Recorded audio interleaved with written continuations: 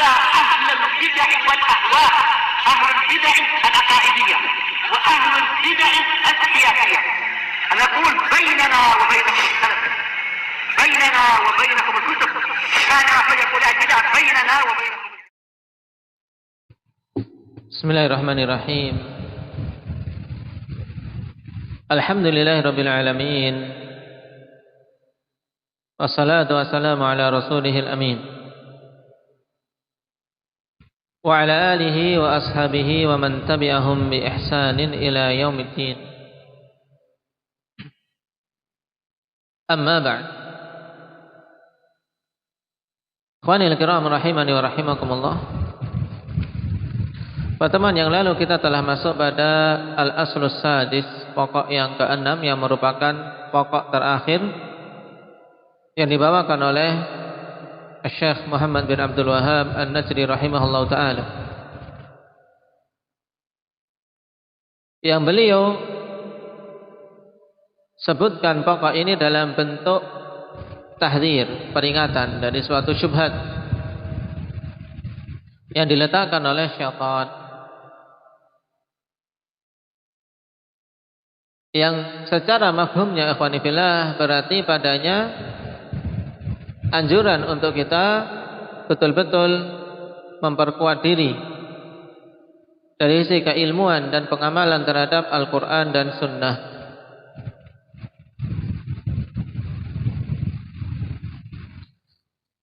Yang dikatakan oleh Syekh Ibnu Barjas rahimahullah ta'ala dalam syarah beliau ikhwan tentang pokok kelima ini. Nah, munasabah yang bagus ikhwan untuk kita baca. Dalam artian, nah, arti penting pokok yang keenam ini, pokok yang keenam. Kata beliau, hadzal aslu min ahammil usul allati yanbaghi 'alal muslim an ya'taniya biha. Pokok yang keenam ini merupakan di antara seutama-utama pokok yang seyogianya bagi setiap muslim untuk memperhatikannya. Lalu kenapa dijadikan kok pokok terakhir malah? Kata beliau, ja'alahu al-mu'allifu akhir hadhihi al-usul li'annahu bisababi taghyiri hadzal asli hadatha ma hadatha lil muslimina min al-idlal wal riddah. Beliau jadikan pokok ini di akhir usulus sittah dikarenakan hal tersebut. Nah, dengan sebab adanya perubahan terhadap pokok yang keenam ini, terjadilah apa yang terjadi pada kaum muslimin berupa penyesatan dan kemurtadan. Kenapa? Karena kalau kaum muslimin sudah jauh dari Alkitab dan Sunnah, nah, ditakut-takuti jangan mempelajari Al-Quran dan Sunnah. Nah, cukup kamu ngikuti pendapat imam madhab.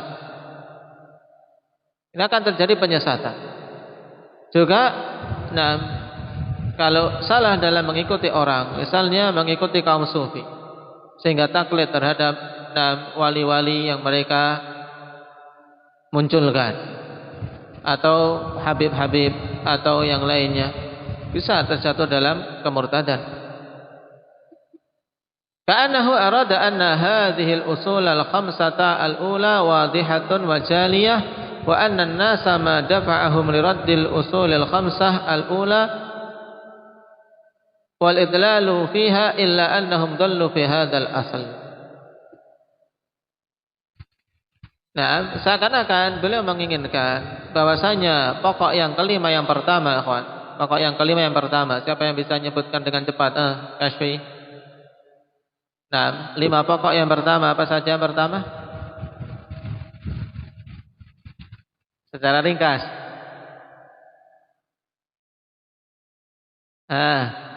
Apa? Hudzaifah. Baik. Yang pertama, mengikhlaskan agama ini, mengikhlaskan semua amalan-amalan untuk Allah Subhanahu wa taala. Yang kedua, nah, perintah untuk bersatu di atas agama Allah Subhanahu wa taala dan menjauhi perpecahan. Yang ketiga, mendengar dan taat kepada ulatul umur. Yang keempat,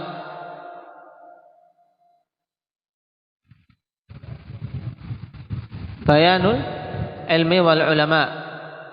Nah, penjelasan tentang hakikat ilmu dan hakikat para ulama itu siapa, serta perbedaan dengan orang-orang yang sekedar ngaku-ngaku kategori ulama padahal jauh dari ilmu.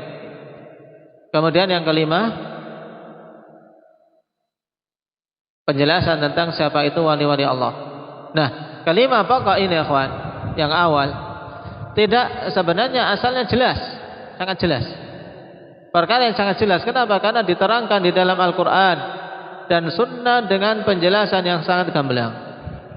Nah, tidaklah manusia menyimpang dan tersesat pada pokok-pokok itu kecuali disebabkan karena mereka apa? Tersesat pada pokok yang keenam. Sehingga disebutkan sebagai penutup agar betul-betul diingat. Agar betul-betul diingat bahwasanya 5 yang diterangkan di depan bersamaan dengan jelasnya. Nah, seorang bisa tersesat kalau dia apa? Tidak memahami pokok yang keenam ini, yaitu apa? Intinya wajibnya kita untuk beramal dengan Al-Quran dan Sunnah serta mempelajarinya, memahaminya. Jangan sampai terseret oleh syubhat yang diletakkan oleh syaitan. Nah, yang bentuk syubhat tersebut apa? Bentuk syubhat yang diletakkan oleh syaitan yang dipaparkan secara ringkas di pokok yang keenam itu apa? Ghazi.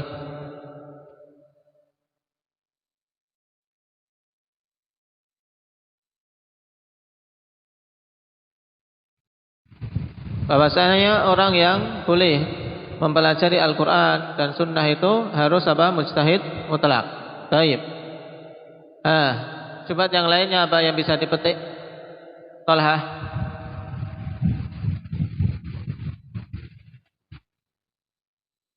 Nah, untuk kita meninggalkan kitab dan Sunnah, tidak perlu belajar kitab dan Sunnah. Baik. Karena apa? Yang boleh mempelajarinya, boleh memahaminya dan beramal dengannya secara langsung ya hanya mujtahid mutlak tadi. Berarti akhwan, untuk apa?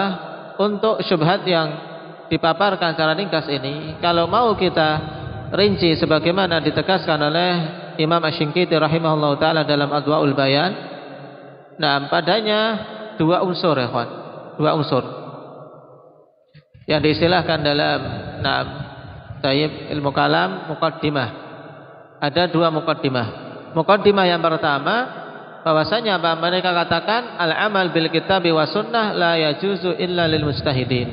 Beramal dengan Alkitab dan Sunnah itu tidak boleh kecuali bagi mujtahid. Itu muqaddimah yang pertama. Kemudian yang kedua, bahwasanya mujtahid itu sekarang tidak ada. Nah, mujtahid itu sekarang tidak ada. Kenapa? Karena mereka tetapkan syarat-syarat bagi mujtahid dengan syarat-syarat yang sangat apa? Pelik. Sampai-sampai kalau syarat ini diterapkan pada Abu Bakar dan Umar, kemungkinan mereka tidak memenuhi syarat juga.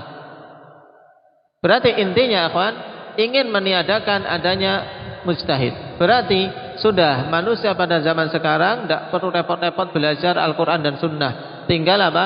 Taklid kepada ulama madhab yang sudah ada. Dan ini banyak sekali seruan seperti itu. Nah, ikuti saja madhab yang 4. Tidak perlu repot-repot belajar Al-Quran dan Sunnah. Nanti kamu salah paham, nanti malah sesat mempelajari hadis. Nah, memang kamu siapa? Belajar hadis atau belajar tafsir? Nah, mengikut saja kepada apa? Salah satu dari imam yang 4. Nah, akhirnya di sini seruan untuk apa? Memilih salah satu madhab, dan itu dianggap sebagai suatu keharusan. Dan ini adalah syubhat syaitaniyah yang menutup pintu ijtihad bagi kaum mukminin akhwan, dan menutup jalan bagi kaum mukminin untuk memahami agamanya langsung dari sumbernya. Langsung dari sumbernya itu Al-Quran dan Sunnah. Padahal Allah Subhanahu wa taala telah seru kita, ittabi'u ma unzila ilaikum min rabbikum wa la tattabi'u min dunihi awliya.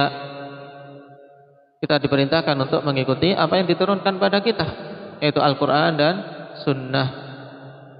Sehingga untuk bisa mengikutinya, ia wajib untuk mempelajarinya, mempelajari hadis, mempelajari ayat. Ini merupakan perkara yang sangat penting bagi kita, kawan. Nah, dan dalam mempelajari ini tentunya apa? Kita terus menyambung hubungan dengan apa? Dengan generasi-generasi sebelum kita.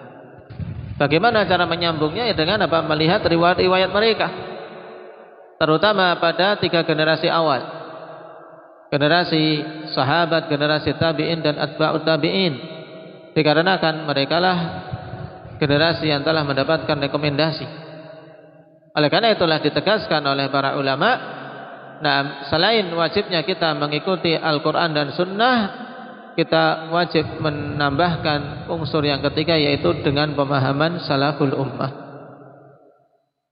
Kenapa? Karena kita tidak bisa memahami Al-Quran dan Sunnah tanpa bimbingan dari mereka-mereka yang betul-betul melihat langsung praktek pengamalan Al-Quran dan Sunnah dari Rasul Sallallahu Alaihi Wasallam, juga yang mendapatkan bimbingan langsung dari orang yang diturunkan Al-Quran kepadanya, yaitu Rasul Sallallahu Alaihi Wasallam. Makanya penting unsur yang ketiga ini untuk menutup celah ikhwanifillah mereka-mereka yang mengklaim mengikuti Al-Quran dan Sunnah tapi dengan pemahaman kepala masing-masing, sehingga yang terjadi juga apa? Juga kerusakan. Nah, kenapa? Karena memahami dengan hawa nafsu, memalingkan dari makna zahir yang diinginkan dan hal-hal yang lain.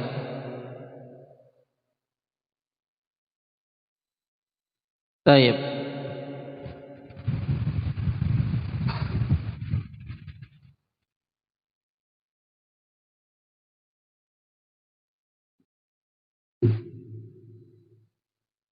Qala rahimahullahu ta'ala di akhir halaman pada kitab kita, wa qad waqa'a fi hadha at-taqlidil muharrami khalqun katsirun mimman yadda'i al-ilma wal ma'rifata bil ulumi. Dan sungguh telah terjadi taklid yang diharamkan ini makhluk yang banyak dari kalangan orang-orang yang mengaku memiliki ilmu dan pengetahuan dengan ilmu-ilmu, wa yusannifu tasanif, dan yang mengarang berbagai macam karangan fil hadits wa sunan, baik dalam ilmu hadis maupun dalam sunnah-sunnah, punya karangan, mengaku memiliki ilmu, tapi thumma ba'da dzalika tajiduhu jamidan ala ahadi hadhil madzahib yara al-khuruj anha min al-adhaib. Kemudian setelah itu semua engkau dapati dia itu jamidan, yaitu apa? Kaku. Memilih di atas salah satu dari mazhab-mazhab yang ada ini. Dia beranggapan bahwasanya keluar dari mazhab tersebut termasuk dalam apa? Adhaim, perkara yang besar, yaitu kesalahan yang besar maksudnya. Termasuk kesalahan yang besar kalau sampai keluar dari pendapat imam yang 4.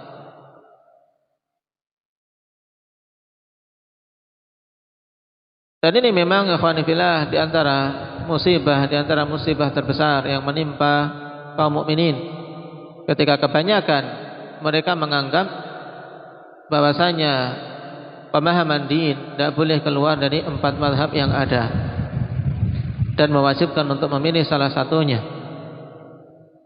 Inilah yang hendaknya kita terus-menerus berupaya menerangkan kepada manusia, bahwasanya para a'immah tersebut, baik Imam Malik, Imam Syafi'i, Imam Ahmad maupun Abu Hanifah, semuanya tidaklah ridha untuk dirinya ditetapkan sebagai orang yang pendapatnya diikuti secara mutlak.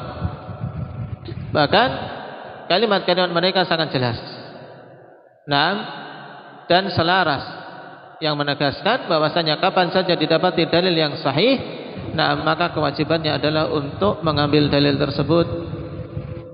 Ketika didapati penyelisihan pendapat dengan dalil baik Al-Quran dan Sunnah, maka mereka semuanya sepakat untuk apa? Untuk pendapatnya ditinggalkan, dan yang diambil adalah apa yang ditegaskan dalam Al-Quran dan Sunnah. Karena manusia, bisa benar, bisa salah. Tahu suatu permasalahan, tapi juga pada hal-hal yang lain tidak memiliki pengetahuan.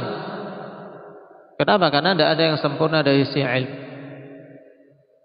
Allah Subhanahu wa taala telah katakan wa fawqa kulli dzi ilmin alim, dan di atas setiap orang yang memiliki ilmu ada al-alim, zat yang paling berilmu.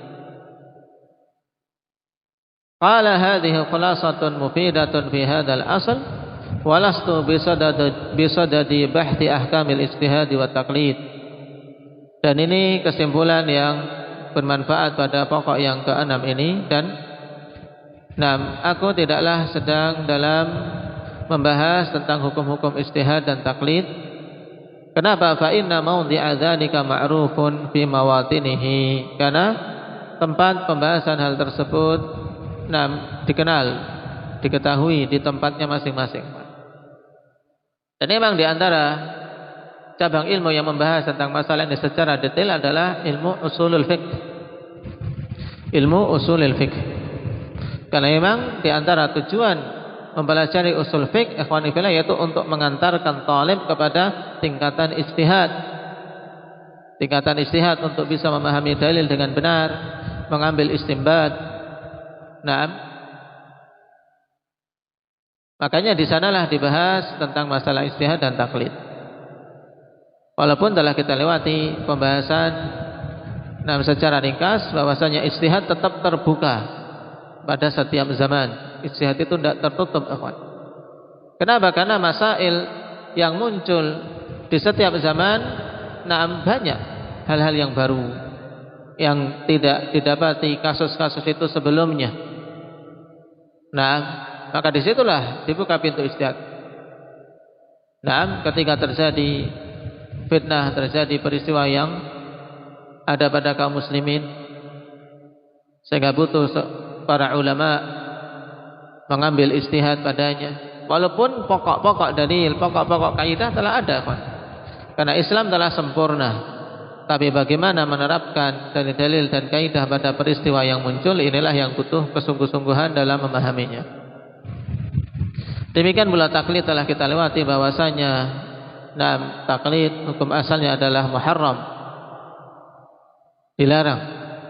Dan ini merupakan salah satu senjata iblis yang telah memakan banyak korban dari generasi terdahulu maupun sekarang.